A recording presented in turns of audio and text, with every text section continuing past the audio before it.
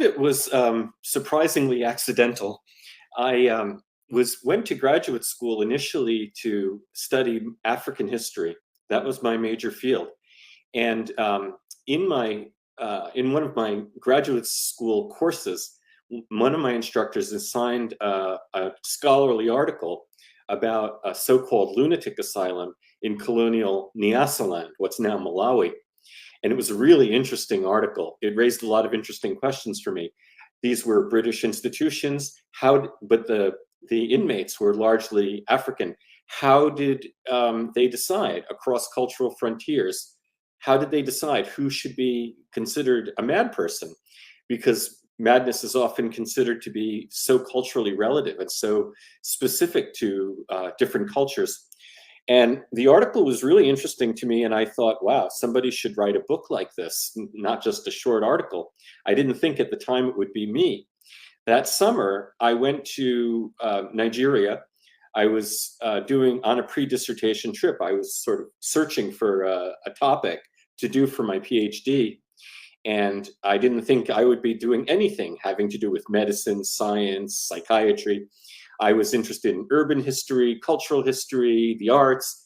And then one day, an archivist put on my desk a report on the so-called lunatic asylums of colonial Nigeria. I said, okay, that's my topic. This is so interesting. Then I went back to the States, where I'm from, and I won a fellowship to study the psychiatric aspects, the science of it, so that I would be fully prepared for that. And ever since then, I've just been completely intrigued by the whole study of how we determine madness, how we treat madness, how we think about madness, and it's become the main subject of my career. Wow, wow, that's very interesting. And I could ask you, now how long did it take for you to, because you wrote a book about it. So how long did this take? To do the book? Well, let's see. I guess it really took about 10 years. I mean, because I started it in 1989 and it wasn't published till 1999. But, you know, I, uh, I had, it started as a PhD dissertation and then it had to be revised for publication. Oh, okay, okay. I definitely understand. That's very interesting, especially like post COVID. You've been hearing more conversations about mental illness and mental health. A lot of people experiencing depression and stress and anxiety. But it seems like at that time, like maybe like you say in the 80s or the 90s, people didn't talk about mental health as much, especially in terms of Africa. Yeah, well, I have a few comments about what you just said. First of all, actually, in my most recent book, Empire of Depression, which came out in very late 2020, I was doing the final revisions in March of 2020, and the pandemic was just beginning.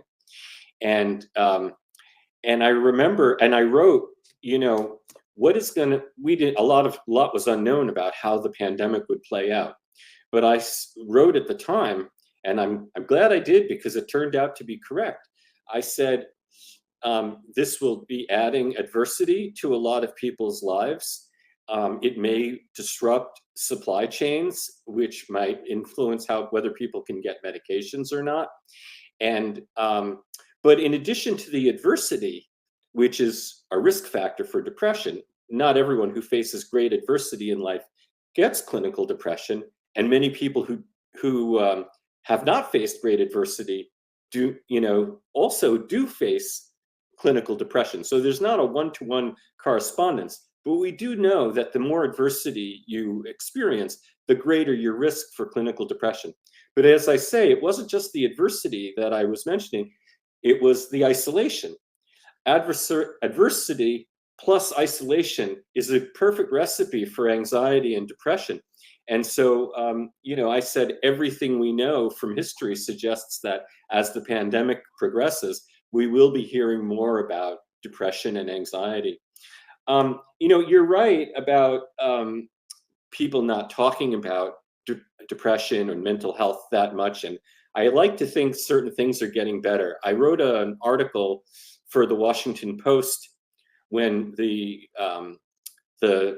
Congressman John Fetterman came out and said that he had clinical depression.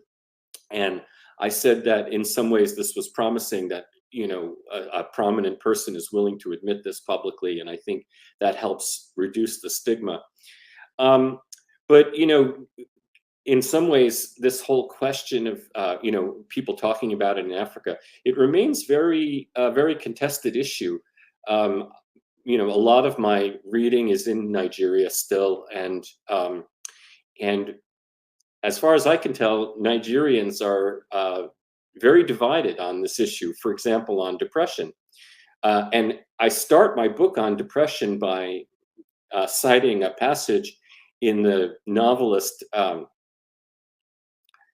See, sorry, I'm blanking on her name. She wrote the book Americana and a few other novels based in about Nigeria. Anyway, but in the novel, she describes one of her main protagonists is named Ifemelu, and Ifemelu is in Pennsylvania, in Philadelphia, and very isolated. And she has an aunt who's a doctor, Nigerian, but also living in America. And the aunt says, "Oh, I think you have clinical depression." And Ifemelu says, "No, I don't have clinical depression. I have real problems. This is not an issue of mental health issue." And they have this debate, and I use that dialogue between those two characters to illustrate the dilemma, because Ifemelu believes, "Oh, this is such an American way of looking at things. You want to put an illness on everything." And some, I mean, you're in Ghana, and I'm sure you could, I bet if you go to a bar this evening and ask people, is depression prevalent in Ghana? I bet you will get a heated debate. I think you will hear some people say, this is my guess, you can take me up on it or not, but my guess is you'll hear some people say, "Oh yes, of course, it's not talked about enough, it's too stigmatized, and we need to be more open about it. And of course, with all the adversity we face, there's going to be depression." You're going to have other people say, "Nah, that's a Western thing. This doesn't apply to Ghanaians." And there's a Kenyan journalist that I mentioned in some of my writing who wrote an article about this, and he said, how many African languages actually have a word for clinical depression? He said, and he's in Kenya, of course, where several languages are spoken. He said, probably none. I don't know that settles the issue, because even if there's not a word that perfectly corresponds to clinical depression, there may be clusters of symptoms that resemble what we call clinical depression that are recognized as illness. So it's a complex question. Yeah, definitely, but very, very thought provoking, very, very interesting. Now I can ask you, did you get a chance to visit any of the other countries on the continent, or did you just spend most of your time in Nigeria? I've been to Kenya, and I've been to South Africa, but shorter stays, not the long. I was in Nigeria for months and months, over a year. Oh, okay. Wow, wow. Now you had mentioned the pandemic in March. I was actually in South Africa in 2020. I had got there like in January, and they had the lockdown. So I was in South Africa from like January to October, maybe. And like you Mhm. say, the isolation, man, it was just too much. It was really affecting people, myself included. If I'm being honest. Oh well, it was a hardship for everybody. I mean, I have children; they had to attend school online. We were all cooped up in the house, and then we all got COVID.